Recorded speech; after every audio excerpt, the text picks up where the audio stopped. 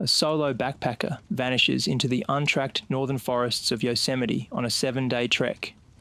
What begins as a peaceful escape quickly descends into a nightmare of sleepless nights, phantom breathing outside his tent, and claw marks that seem too deliberate to be animal. The deeper he goes, the more reality bends. Trails vanish, his own voice echoes back at him, and something massive moves just beyond the tree line. When the tent flap is found open in the morning and a giant figure is spotted in the mist, the truth becomes undeniable. He's not lost in the woods. He's being led. As the entity closes in with mimicry, whistles, and an unnatural grin, the backpacker must escape a forest that no longer obeys the laws of nature. But something followed him home, and it remembers how he sleeps. Welcome to Sunday Scares, where the shadows whisper and nightmares come to life. But did you know that 96% of you watching aren't subscribed? If you love chilling tales that keep you up at night, hit like to feed the darkness, and subscribe if you dare. Now turn off the lights, settle in, and let the horror begin.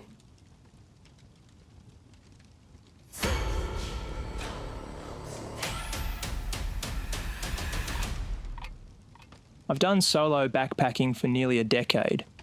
Alaska, the Cascades, parts of British Columbia where the moss grows so thick it eats your footprints.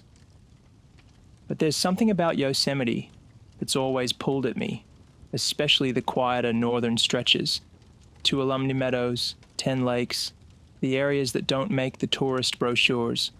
Less foot traffic, more wildlife, more stillness. This trip was supposed to be a 7-day loop. I planned it meticulously, water points marked, campsite locations mapped, forecasts checked and double-checked. It was all set. Except the map was wrong. I don't mean outdated wrong, I mean wrong. Trails that weren't where they were supposed to be. Ridgelines skewed. A stream that should have been a gentle flow was bone dry and twisted into a different path entirely. I'd been hiking north-northwest for 2 days, and nothing looked quite right. The pines here were too tall, too crowded together, and they leaned toward each other like they were whispering. I told myself it was just fatigue. I had slept badly the night before. Something had woken me just after midnight. A noise, faint but distinct, like footsteps crunching slowly through dry needles around the edge of my camp. But when I'd flicked on my headlamp and scanned the woods, there was nothing. No eyeshine, no rustling retreat, just stillness. Stillness so deep it made my skin crawl. By midday on the 3rd day, I was beginning to admit it. I wasn't sure where I was anymore. GPS was no help. My Garmin blinked a red X every time I tried to mark a waypoint. No signal. I'd expected some dead zones, but not this total blackout. I knew better than to panic. I had food, water filtration, a personal locator beacon, and a route back south if needed. Still, I didn't like the feeling in my gut. It was the kind of unease that comes not from fear of getting lost, but from the sense that you're not alone. Around 4 p.m., I stopped at a clearing that sloped into a bowl of granite and fallen pine. It looked like a good enough spot to camp, out of the wind, with good sight lines on 3 sides. I set up my tent, filtered water from a small stream nearby, and tried to shake the creeping anxiety that had taken root in my chest. That night, I was careful. I lit no fire, ate cold, packed away all food and scented items in the bear canister, and stored it 50 yards away, downwind. I left my boots just inside the tent and zipped everything up. Sleep didn't come easy. Something about the wind wasn't right. It didn't move through the trees like usual. It stopped every so often, as if something large had moved between the trunks and blocked it. And then there was the smell. Faint, but undeniable. Wet fur, musk, rotting leaves. It lingered just outside the tent for nearly an hour. Sometime around midnight, I heard the footsteps again. Heavier this time. Less cautious. Crunch, crunch, pause. Then again. Closer.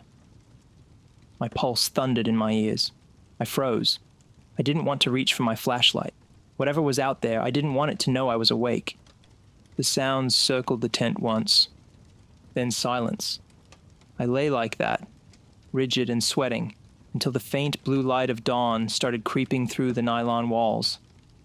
When I finally emerged, nothing looked disturbed. No footprints, no claw marks. But my bear canister, it was gone, 50 yards downwind. I walked in a wide spiral from where I knew I left it. Nothing. No drag marks, no scratches on the trees. Just a clean, unnatural absence. Bears don't do that. They might knock it around, try to bite it open, but they don't take it. I spent the next hour debating whether to continue the loop or turn back. But back wasn't a clear direction anymore. And part of me, stubborn, stupid, curious, needed to know. I'd heard the stories before. From online forums. From that old ranger I met in Mammoth last year who got cagey when I mentioned backcountry disappearances. Stay out of the northern reaches, he'd said. It's not just the terrain that'll mess with you. At the time, I'd laughed, thought it was superstition, campfire talk. But now I wasn't so sure. I pressed on. The next day, I found something else. A tree, massive and ancient, snapped in half like a toothpick. The break wasn't natural. There was no rot, no storm damage. It had been twisted, fibers spiraling like a rope torn under tension. Around it, the forest was silent. Oppressively so. No birds, no insects. Just the faint whistle of wind threading through two still pines. I moved on quickly. That night I didn't sleep at all. Not because I wasn't tired, but because the woods wouldn't let me. Every time I closed my eyes, I felt watched, heard breathing that wasn't mine. Faint, deep, rhythmic, coming from just beyond the tent walls. Once I felt a shadow pass over the fabric, blocking the moonlight for a second. I didn't move. I barely breathed. Then, slowly, the shadow withdrew. At some point, I must have passed out because I woke up at dawn with a sore neck and a splitting headache. But something had changed. The tent flap was open, just an inch or two. Like something had touched it, examined it, then left. I didn't pack up right away. I sat there, heart pounding, staring out into the trees. And that's when I saw it, not clearly, just a silhouette. Huge, upright, at least 8 feet tall, half hidden behind a cluster of trees maybe 30 yards away. It didn't move, didn't flinch, just watched, and I watched back, too afraid to blink. Then, in the space of a single breath, it was gone, not walked away, gone. The rest of that day was a blur. I don't remember how far I hiked, only that I didn't stop moving until my legs nearly gave out. I set up camp without thinking, ate the last protein bar I had left in my pocket, tried not to look at the trees. And as darkness fell, I knew with a sick certainty, whatever was out there, it was getting closer. It rained that night, not a gentle patter, but a cold, driving downpour that battered the forest floor and turned the dirt beneath my tent into a soggy sponge. I'd set up on a slight slope, normally a mistake, but in this case, it kept the pooling water from creeping inside. I lay there, listening to it for hours, the hammering rain mixing with the hiss of wind and the creaks of swaying pine. Despite everything, I dozed off somewhere around midnight. That's when the scratching started. Faint at first, so faint I thought it was just branches, or maybe an animal trying to stay dry near the warmth of the tent. But then it came again, deliberate, rhythmic. 4 scratches, pause, 4 more, longer this time, slow and deep. It wasn't on the ground. It was on the 10th wall, right above my head. My eyes snapped open. I didn't move, didn't breathe, just stared at the curve of nylon above me, illuminated by the dim green glow of my wristwatch backlight. 1:23 a.m. Another pause. Then, scratch, scratch, scratch, scratch. Longer this time, as if something were testing the material, seeing how much give it had. I reached slowly for my headlamp and pocket knife. The bear spray was on the other side of the tent, too far. A mistake I wouldn't make again, if I made it out at all. Then the sound stopped. I waited. 10 minutes passed. Maybe more. Stillness returned, so complete it felt like the woods were holding their breath. I unzipped the tent just enough to poke the light out. Clicked it on. Nothing. Pines, rain-glossed soil, no eye shine, no movement. But when I crawled out fully and circled the tent, I found them. Claw marks. 4 deep rakes in the side of the nylon, parallel, spaced wide like the hand that made them wasn't human. Not a bear. There were no tearing arcs, no chaotic slashes. Just straight lines. Intentional. And low. Too low for anything standing on 4 legs. Whatever did this had crouched, waited, scratched, quietly, carefully. I didn't sleep the rest of the night. I sat up in the tent with my knife in one hand and the headlamp in the other, listening to every creak and gust. The rain didn't let up until dawn. When the sun finally pierced the misty canopy, I packed up faster than I ever had in my life. I didn't even eat. Just shoved everything into my pack and started walking. And that's when I noticed it. Another set of prints, 20 yards downslope from the tent, pressed into the mud, barefoot. Huge. At least 16 inches long, 5 toes. No arch, deep heel, clear stride pattern. I followed them for only a few minutes before I lost them in the underbrush. But what chilled me was how fresh they were. The rain should have blurred them. These were sharp. Something had stood there watching me. All night. The rest of that day was a blur of movement. I took no breaks, ate on the trail, drank only when I had to. I didn't know if I was hiking towards safety or deeper into something else entirely. The forest around me changed, subtly. Less undergrowth, fewer animal calls. The pines were denser here, older, spaced unnaturally tight, like sentries around a secret. Some of them bore marks, scratches too high for bears, and in patterns that didn't make sense, vertical lines in groups of 4, always 4. I passed a fallen log with what looked like a handprint in the moss, too large, too long-fingered. I kept moving. That night, I set up camp in a granite hollow, using a stone wall as my rear defense. I rigged a crude perimeter with my camp line and tied tin can tabs to it. Any movement would rattle them. Not foolproof, but better than nothing. Still, I knew it was coming. The air was too still. The silence had weight to it, like the forest itself was holding back. I crawled into the tent just after sunset, knife under my pillow, flashlight ready. Sleep didn't come easily, but exhaustion finally dragged me under, until something rattled. The cans, soft at first, just a subtle clink. Then harder, a jolt, like something big had bumped the cord. I grabbed my flashlight and flicked it on, crawling to the tent flap, blade in my free hand. Silence. Then, just as I reached for the zipper, something scraped along the rear wall of the stone hollow. Not walking. Dragging. Like something huge was pulling itself along the rocks, shoulders brushing the stone. I killed the light, held my breath. It didn't come into the tent, didn't approach. It waited. I could feel it, out there, crouched low, just watching, breathing. A heavy exhale every few seconds. Then I heard it again, a clicking, like a tongue against teeth. No animal does that. And then beneath it, something that twisted my insides. A voice. It mimicked the exact sound I'd made earlier while unpacking. My own cough, repeated back to me in perfect rhythm. I didn't sleep. Again. When dawn finally broke, I found nothing at the perimeter except for a snapped can line and fresh mud prints circling the hollow. More barefoot impressions. Too large. Too human to be an animal. Too wrong to be a man. And this time, they weren't alone. There were handprints too. Deep, 5-fingered imprints in the earth. Pressed down as if something had walked on all 4s, but not like any beast.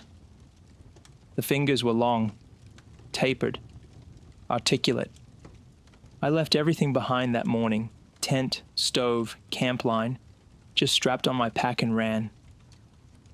I didn't even care if I was going in the right direction. I just needed to get out. But as I moved deeper through the woods, one thought pulsed over and over in my mind, like a heartbeat I couldn't silence. What if it's not following me? What if it's leading me? By the fourth night, I stopped pretending I was on a hike. I was being hunted. Not in the traditional sense. No chase, no sudden attack. But something far worse.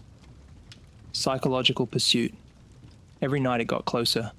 Every day more signs. I couldn't tell if it was driving me deeper into the forest, or if I was doing that myself, desperate to avoid whatever waited in the direction I'd come from. My sense of direction was fractured. Even when I saw peaks I recognized from the maps, they didn't sit where they were supposed to. The sun would rise too far east, or set behind ridges that should have been to the south.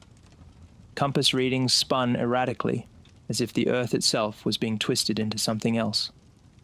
That morning, I found something that shattered any illusion of natural cause. A campsite, old but intact. Not mine. There was a tarp tied between trees, torn in places but still standing.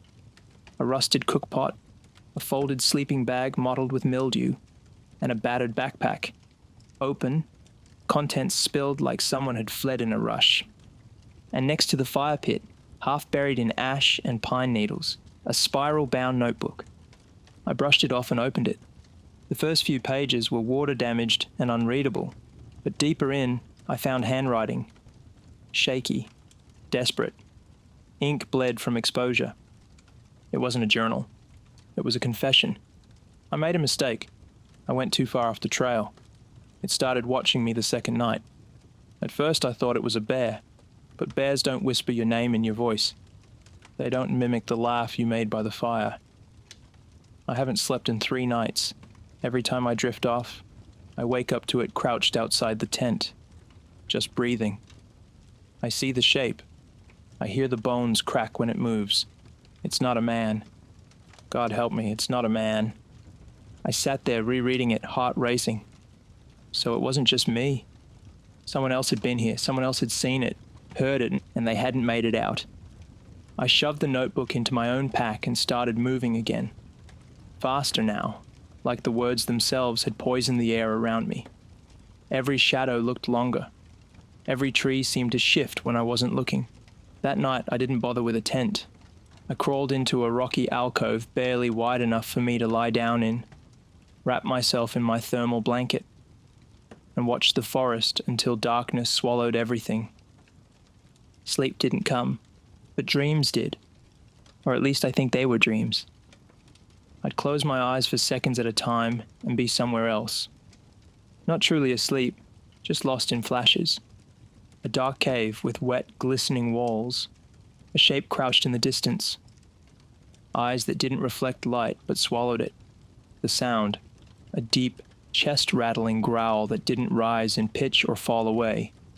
Just was, constant, like static over a radio dial, tuned to a station made only for dread. I jerked awake more than once, not from sound, but from stillness. At one point, I opened my eyes and saw it. Not in the distance, not a glimpse between trees. It was 10 feet away, standing, watching, its head tilted slightly to one side, arms hanging too low, fingers brushing the pine needles. It didn't blink, didn't move, and worst of all, its face. I can't describe it fully. Every time I try, the details slither away, like my mind refuses to retain it. But I remember this. It wore something else's expression, like it had borrowed a human face and was trying to understand how to use it. A too wide smile, as if pulled by invisible wires. Brows lifted in permanent surprise. Not anger, not hunger, just curiosity.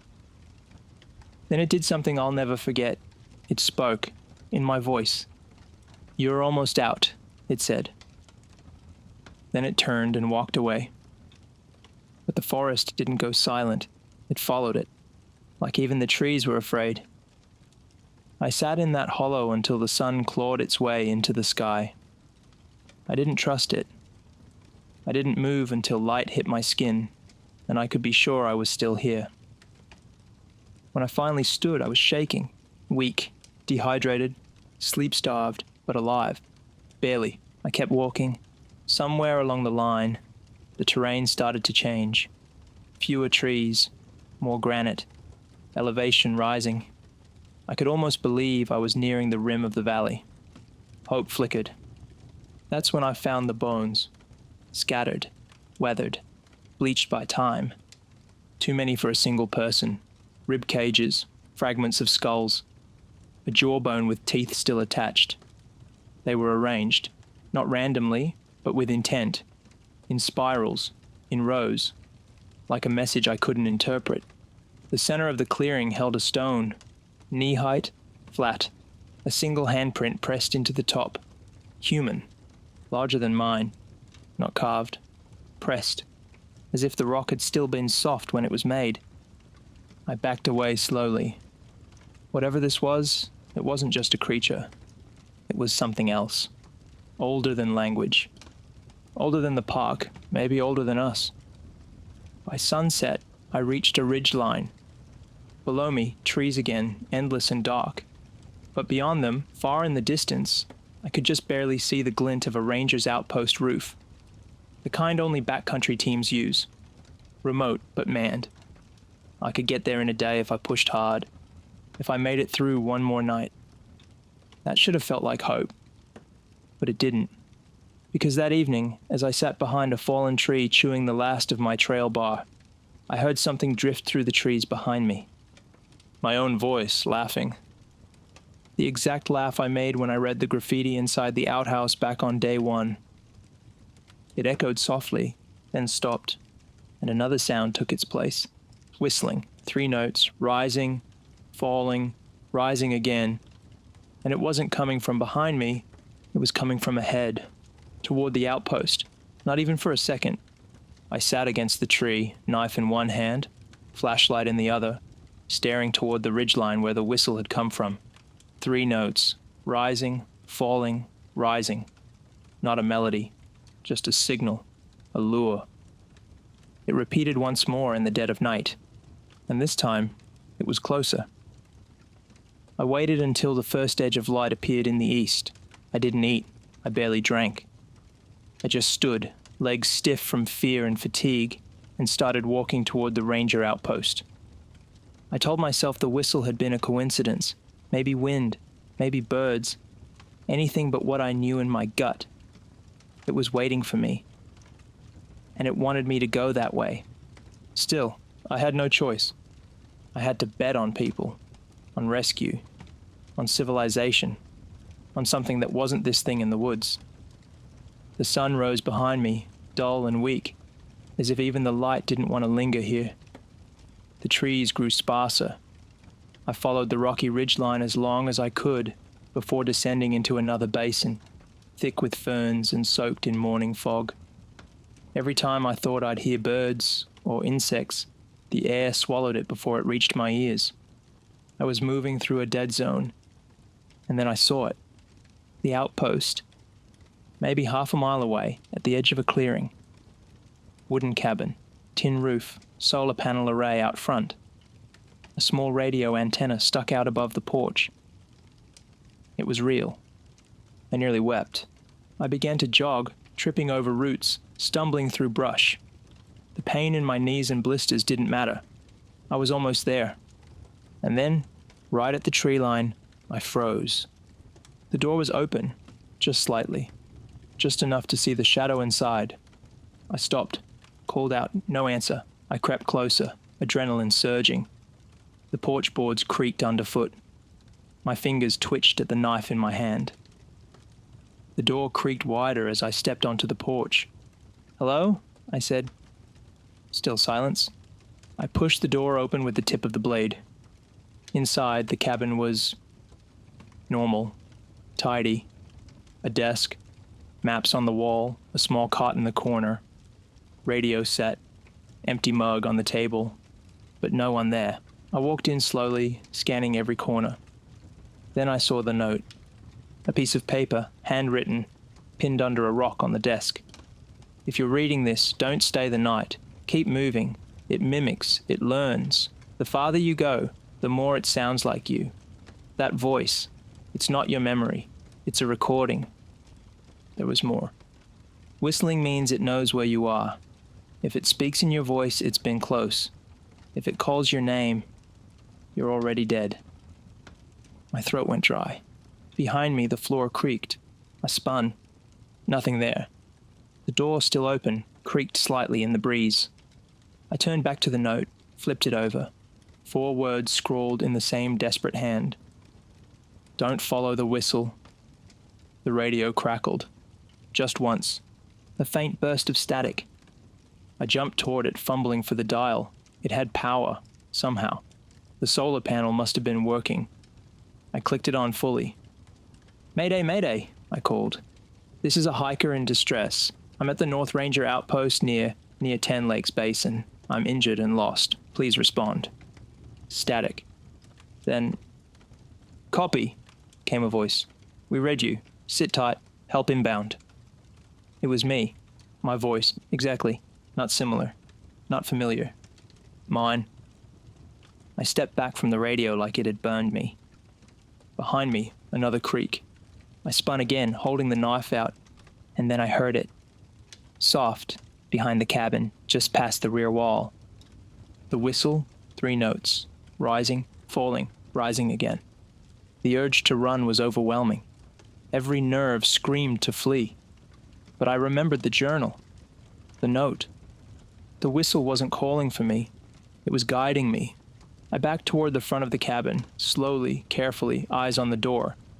And then I saw it, just past the clearing, standing half-shrouded behind a tree, 40 yards away.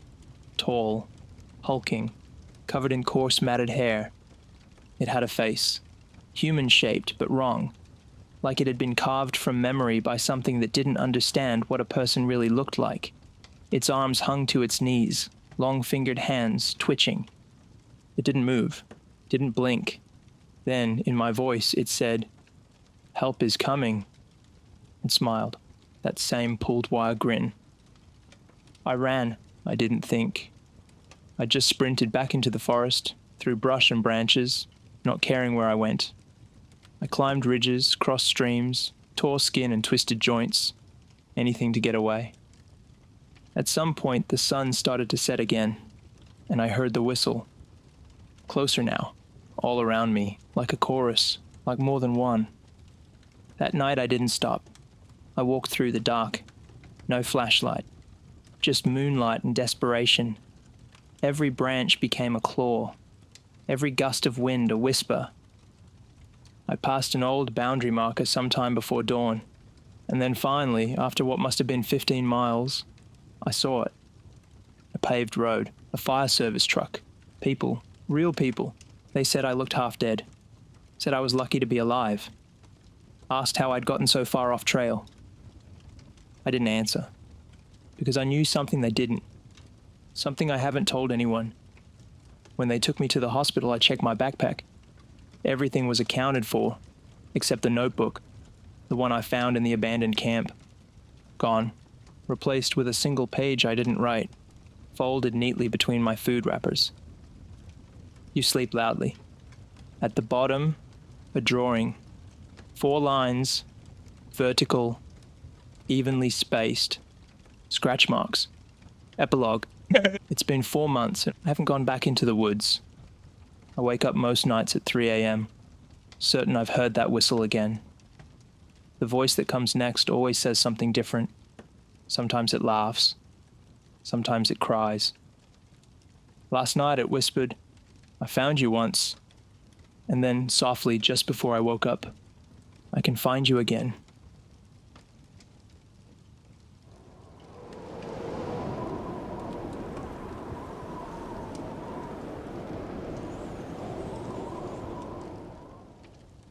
They still won't talk about Camp 12, not officially. Ask any of the senior rangers and you'll get the same half shrug, the same forced neutrality. Old trail, closed off. rockfall hazard. But that's a lie. I know because I was there. I led the team. I saw what was left of that site, and more importantly, what wasn't. My name's Carter Maddox. 20 years with the National Park Service, 14 of those stationed in Yosemite. I've pulled stranded hikers off granite walls, dealt with bear attacks, wildfires, drownings, you name it. But nothing prepared me for what happened that night in Hollow Grove. The call came in just after 7 p.m. on a Saturday in late August, right as the sky turned gold and the peaks cast long shadows down the valley. A family of 5, 2 parents, 3 kids, failed to return from an overnight trip out toward Tenaya Creek. They were experienced campers, logged their route at the visitor center, car still in the lot. 0 contact since the night before. Ordinarily we'd give it till morning. Maybe they lost track of time, decided to bunk down another night, or got turned around. But the weather was shifting fast. A dry lightning warning had just gone out over the northern ridges, and the dad, Greg Thorne, was a fire management contractor. He'd have known better than to stay put with no contact if things were turning. Dispatch routed the call to me. I remember the air feeling strange that night, heavy, still, no animal calls. Even the mosquitoes were quiet. I radioed for a junior ranger, Malik, to meet me at the Northern Service Trail with an ATV and thermal drone kit. We figured we'd cover ground until midnight and reassess. We reached the last known location by 9:15 p.m. It was a small, unofficial clearing we used to refer to as Hollow Grove, a flat, pine-shrouded area that had once been part of an older fire road trail, closed off for years. I hadn't been out there since my first year in the service. It had always felt off. The grove sits between 2 steep ridges. The pines grow thicker there than anywhere else I've seen in the park, unnaturally close together. Almost like the forest doesn't want you to walk straight through it. Everything's damp and soft, sound doesn't carry well. Light dies faster between those trunks. We parked the ATV at the fork and continued on foot. I called out their names, no response. The drone picked up a few scattered heat signatures, a deer, a bobcat, but nothing human. Malik held the tablet like a steering wheel, nervously scanning the tree line. "This place is messed up," he muttered. I didn't disagree. At 10:03 p.m., we reached the campsite, at least what was left of it. The fire pit was cold, untouched for at least a day. The tent had collapsed inward, but not from weather. It looked like it had been stepped on, crushed from above. Not torn, not slashed, pressed, flattened. Sleeping bags still zipped, packs untouched. No blood, no drag marks, just gone. 5 people. Vanished. I turned in a slow circle, every hair on my neck standing on end. The woods felt wrong, like we were being watched. Not by people, not by animals. Just watched. I found a toy truck in the dirt, half buried near a tree root. It looked like it had been thrown or dropped, far from the tent, and beside it, bare footprints. Large, bare, human-shaped, but not. 18 inches long, maybe more. Deep set in the pine needles, toes spread wider than any boot tread. The stride between prints was absurd, at least 5 feet apart. Malik just stared at them. "What the hell is that?" he asked. I didn't answer. He raised the drone again, scanning the surrounding woods. Still nothing. We spent another 2 hours sweeping the area, calling names, radioing back. At midnight, we set up a marker and started back to the ATV. That's when we heard it, a single whistle, 3 notes, far off. From the direction of the tent. We both froze, then it came again. 3 notes, too perfect, too intentional. Not an animal. I grabbed my radio. "Team Bravo, this is Lead. Report any personnel near Camp 12 perimeter." Crackling silence. Then a response. "Negative. All searchers are still staging at the base station." So who was whistling? I looked at Malik. He was pale, sweating, eyes locked on the tree line. "We need to go," he said. I didn't argue. We made it back to the ATV in silence. As I turned the key, Malik spoke again. "It mimics," he said. "What?" He didn't answer. He just stared straight ahead as I drove us out of the forest. Back at base, we logged the site and locked it under restricted access. The higher-ups called it a rockfall hazard and closed the entire hollow off to the public. I wrote my report, but the parts that mattered most were removed before it went up the chain. No one ever found the Thorne family. And 3 nights later, Malik quit. Didn't even come in to resign. Just disappeared. Left a box of his gear and a 1-line note on my desk. It was standing behind the tent. I still dream about that night, about the silence, the truck in the dirt, the crushed tent, and the whistle, always the whistle, rising and falling, rising again. 2 weeks after the Thorne family vanished from Hollow Grove, I returned. Not officially. The park had already closed the trail. The closure report cited a high risk of erosion and rockfall and was quietly accepted by the district office. No one wanted to deal with 5 missing persons in a national park during peak tourist season. They issued condolences, held a press conference, and moved on. But I didn't. I couldn't. Something about that campsite lingered in my brain like an echo I couldn't shake.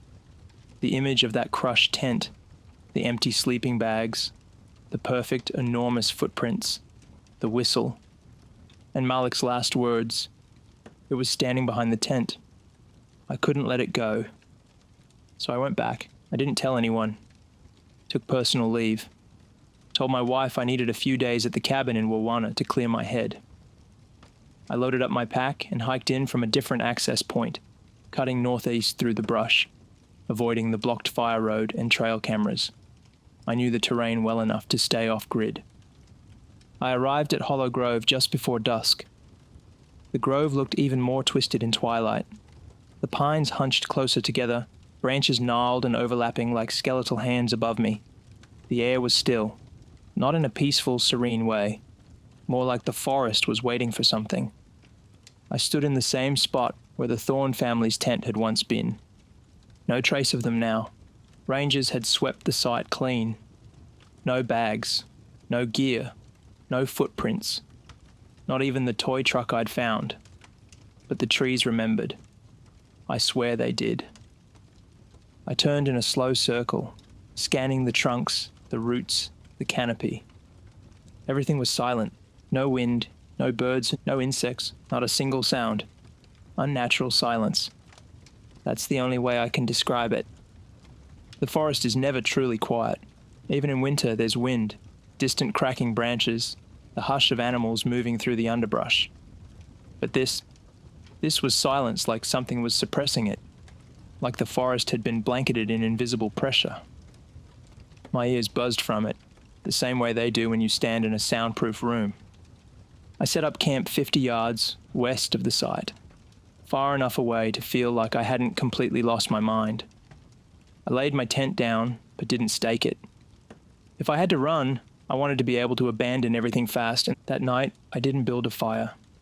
I didn't cook. I didn't turn on my headlamp. I sat in the dark with my back to a rock wall, knife in one hand, bear spray in the other, and listened. Nothing. Until just after midnight. That's when I heard the breathing. Deep, slow, heavy, not far off, maybe 20 or 30 yards away. It wasn't panting, not an animal, just breathing, like something large was sitting in the trees and watching me. I stayed still, didn't shine a light, didn't move. I knew instinctively that if I acknowledged it, whatever it was, it would come closer. After several minutes, the breathing stopped. Then something worse. A laugh, software mimicked. My laugh. The one I'd made earlier that day while listening to a podcast during the hike-in. A short chuckle, nervous, dry, echoed back to me in the darkness. I didn't sleep. By dawn, it was gone, but the silence remained, Even the morning didn't bring noise. I hiked a perimeter around the grove, trying to map it with my GPS, but the signal blinked erratically. My compass kept pointing east no matter how I turned. And I started noticing the trees, not just how close they stood together, but how they leaned. Not toward the sun as you'd expect, but toward the center of the grove. Like the entire forest had slowly bent inward over time, converging on a single unseen point. At the heart of the grove, where the thorn tent had been, I found something new. A rock. Not large, just barely a foot tall, but carved into it was a handprint. Wide, deep, pressed into the granite like clay. I ran my fingers over it, feeling the grooves. Not a symbol, not art. It was a warning. That night I stayed awake again. At 1:17 a.m., the breathing returned. Closer this time. I could hear pine needles shifting, weight moving from side to side, branches groaning softly under strain, and then the whistle. 3 notes, rising, falling, rising again, exactly as it had sounded 2 weeks before. But this time, it wasn't just ahead of me. It came from multiple directions, echoing from different sides of the grove. Too fast, too precise, more than one. Then a voice, not mine this time, a child's, soft where distant. "Dad?" It sounded lost, afraid. Another voice joined it, a woman. "Greg?" Then another, male, angry. "Who's out there?" The Thorn family. Their voices drifting through the trees like fog, like they were calling out from some echo chamber deep beneath the forest floor. I pressed both hands over my ears. This wasn't sound, this was a trap. It was trying to draw me in, and it almost worked. I stood, took a step toward the clearing, but then I remembered what Malik said in his resignation note. It was standing behind the tent. I turned slowly, and I saw it, a silhouette, tall, broad, part of the tree line, but distinct. It didn't move, didn't breathe, just watched. And somehow, even at that distance, I could feel it smiling. That same stretched, wrong grin I'd heard about in rumors. That night, I left the tent behind.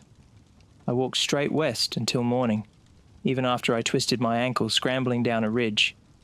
I didn't look back, didn't speak, didn't breathe too loudly. The silence never broke, and the voices never returned. But when I finally reached the Ranger Road hours later, I noticed something chilling. My own footprints in the dirt. But not alone. Next to them, parallel, consistent, were bear prints. Massive. Inhuman. And they didn't begin at the grove. They started halfway down the ridge. As if something had joined me partway. Walked with me, escorted me out, and then disappeared before sunrise. I didn't go back to the station after that second night in Hollow Grove. I didn't radio in. I didn't call my supervisor. I didn't speak to anyone for 3 days. I sat in my cabin in Wawana, curtains drawn, trying to convince myself it was exhaustion, stress, trauma, that I had imagined it all. The voices, the breathing, the way the trees leaned inward like they were waiting to close over a coffin. But I couldn't shake the sound of those footsteps behind me on the ridge. Heavy, deliberate, never rushing. It hadn't been stalking me. It had been guiding me, like a shepherd walking behind lost livestock. And that's what I felt like now. Herded, watched. I went back to work that following Monday. No one asked questions. The case was cold, the trail sealed, and the entire district had moved on.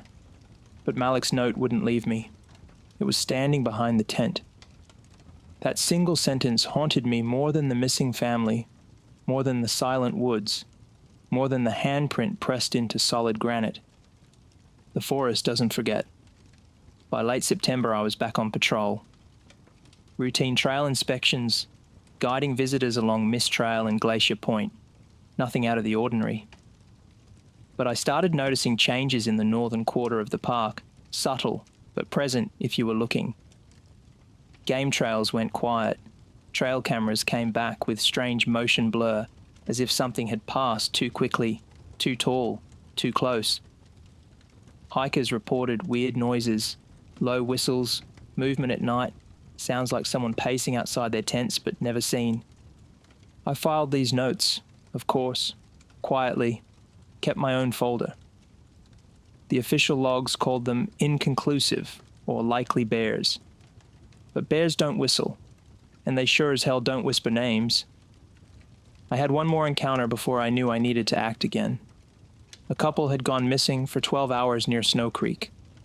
Not unusual. They were found the next morning, dehydrated but alive. What chilled me wasn't their condition, it was what the woman told me when I drove them back down to their car. "We heard something outside the tent," she said. "At first we thought it was a person, but it wasn't talking. It was imitating, like parroting our voices. My husband sneezed once and it sneezed back. Then it laughed." She paused, eyes distant. "It laughed like me." I didn't respond. I just tightened my grip on the steering wheel and stared ahead. That night, I returned to my notes. The site, the footprint measurements, the silent zone, the triangulated points where sightings had occurred. Something clicked that I hadn't noticed before.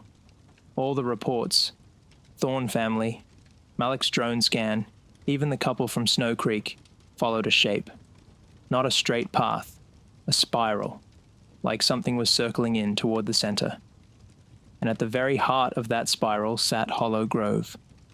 I needed more proof, so I reached out to an old contact, Dr. Leona Massey, a wildlife ecologist who had worked with us years ago during the black bear resurgence. She had always been open-minded, unafraid to chase the weird. I told her I needed help studying a large, possibly undocumented species within a defined area of the park. She agreed, on the condition that we remain discreet. 3 days later, we met in the valley and began setting up acoustic recorders, devices used to monitor animal calls and sound frequencies across specific ranges. We planted them around the perimeter of Hollow Grove, not within it. I wasn't going back inside unless I had to. We left them for 72 hours. When we returned and pulled the drives, the first 2 units picked up nothing unusual. Wind, insects, a few owl hoots. The third recorder, however, had something else. It began around 2:12 a.m. on the second night. A low hum, barely audible. Then a knock. Then another, deeper. 5 seconds apart. After that, there was a sound that made Leona pull her headphones off immediately. A voice. Garbled, distorted. But it said my name. "Carter," it rasped. Once. Then again. The cadence matched my voice pattern perfectly, as if someone had taken an old recording and degraded it until it bled static. Then came the whistle. Not once, not twice, but dozens of times, some close, some faint. A chorus of whistles from multiple sources, all mimicking the same 3-note rise and fall. At one point, it sounded like something was circling the recorder. We could hear faint footfalls, heavy, measured. Then silence. 30 seconds later, the microphone picked up something that still plays in my head when I lie awake at night. Breathing. Loud, close, just breathing. And over it, a faint sound I hadn't heard before in any of the other encounters. Clicking, almost like teeth tapping together in rhythm. Leona transferred the audio to a secure drive and locked it in a fireproof safe at her lab in Fresno. She wanted to report it, publish something.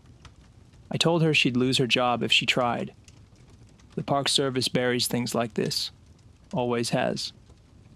2 nights after the recorder analysis, I woke up at 3:11 a.m. in my cabin to complete silence. No wind, no bugs, no creaking wood beams. Just quiet. I sat up in bed and listened, holding my breath. There it was, outside, breathing. No footsteps, no rustling leaves. Just that slow, steady exhale of something large standing still, right beyond the window. I didn't move. I didn't reach for the flashlight. Then came the knock, on the side of the cabin wall. Once, twice, a third time. I even measured like punctuation. I didn't sleep again. That morning, I found 5 long scratches along the outer wall beside the back window.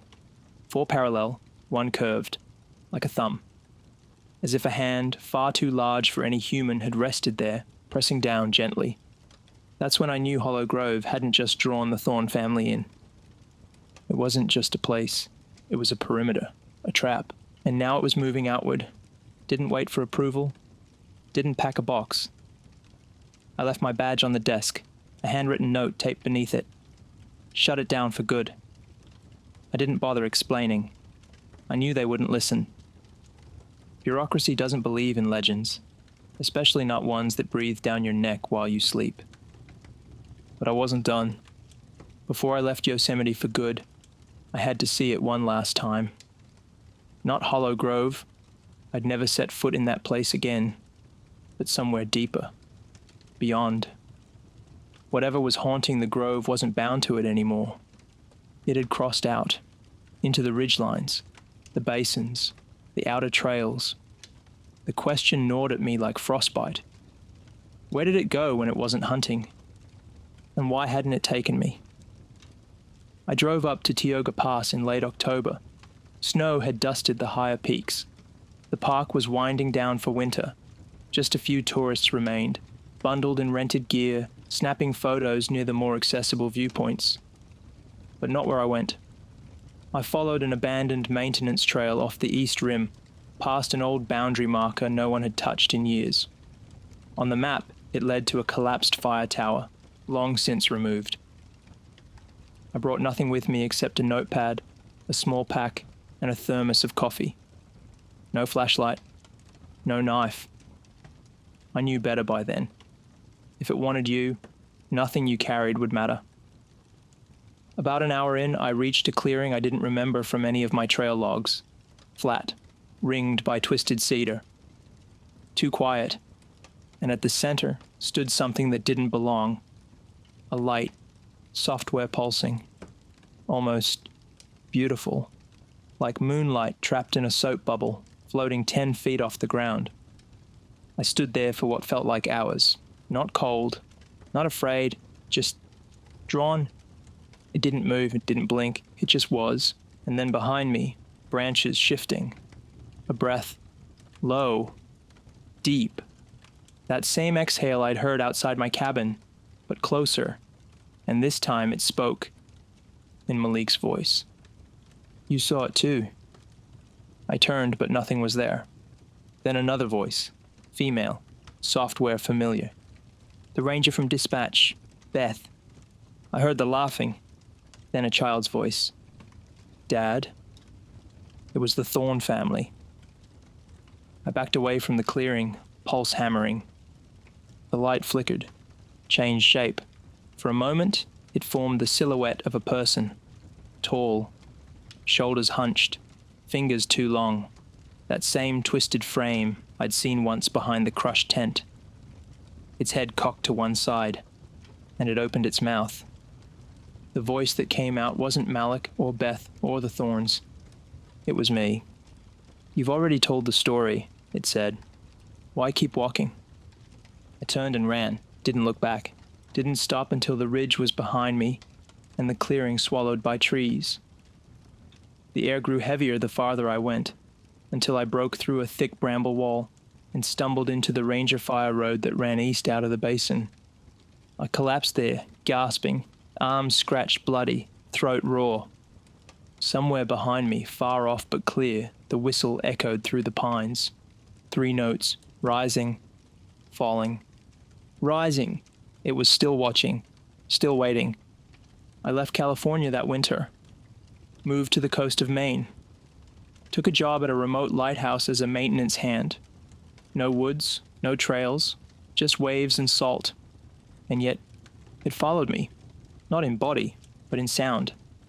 I hear the breathing sometimes in my sleep. Slow, steady, circling my bed. I hear my own voice muttered back to me when I walk alone along the cliffs. And once, while cleaning out the cellar below the main tower, I heard 3 notes whistled from the stairs above. Rising, falling, rising. I never checked who was there. I knew better. They'll tell you it's just Bigfoot. that the stories are folklore, misidentifications, overactive imaginations. But that thing in Yosemite, it's not Bigfoot. It never was. It's not an animal, not some undiscovered primate wandering the woods. It doesn't hunt for food. It hunts for identity. It learns you, sleeps beside your thoughts, wears your face in the dark.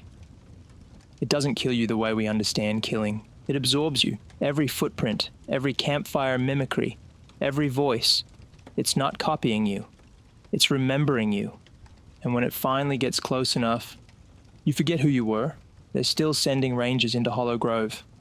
Still posting maps that don't show the right trails. Still letting people camp too close to the whispering trees. The warning signs were never torn down. They were covered up. If you ever hear the whistle while sleeping out under the trees, don't follow it. Don't listen to the voice that sounds like yours. Don't answer the name only you would know. And whatever you do, don't look at the light.